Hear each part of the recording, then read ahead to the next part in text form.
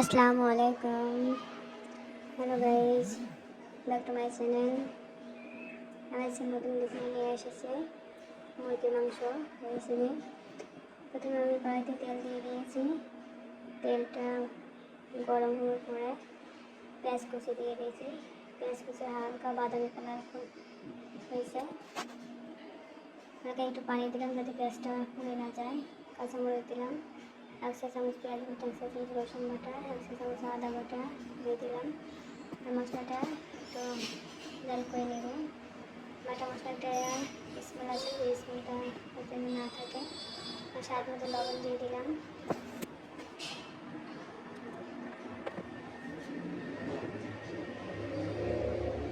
ধনিয়া গুঁড়া দিলাম 1/2 চা চামচ, 1/2 চা চামচ হলুদ গুঁড়া, 1.5 চা চামচ মরিচের গুঁড়া দিলাম। মশলাটা ভালো করে নাড়াচাড়া করে মিশিয়ে নিলাম।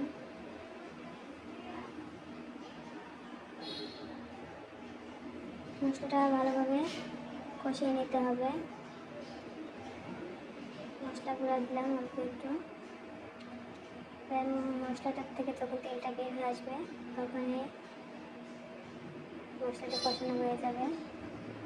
মশলাটা কষানো হয়ে গেলে আমি মাংসটা দিয়ে দেবো।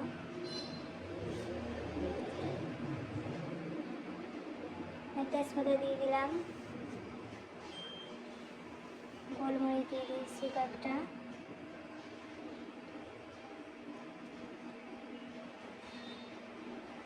বড় এলাচ, সাদা এলাচ কয়েকটা দিলাম, 5-6টা দিলাম।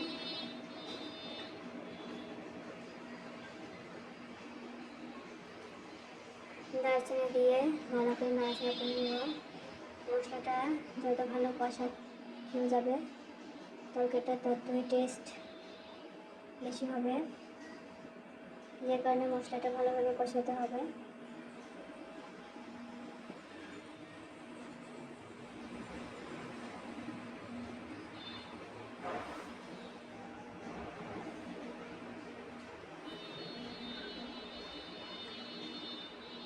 মুরগির মাংসটা দিয়ে দেবো। দেশি মুরগির মাংসের সাথে আপনারা আলু দিলেও, অনেকে আলু খায়, অনেকে আলু পছন্দ করে না। আমি আজকে আলু দিব না, আলু ছাড়াই রান্না করব। দেখেন আমার মাংসটা প্রায় কষানো হয়ে গেছে, মাংসটা থেকে তেল বেরিয়ে এসছে। আমি এখন পানি দিয়ে দেব।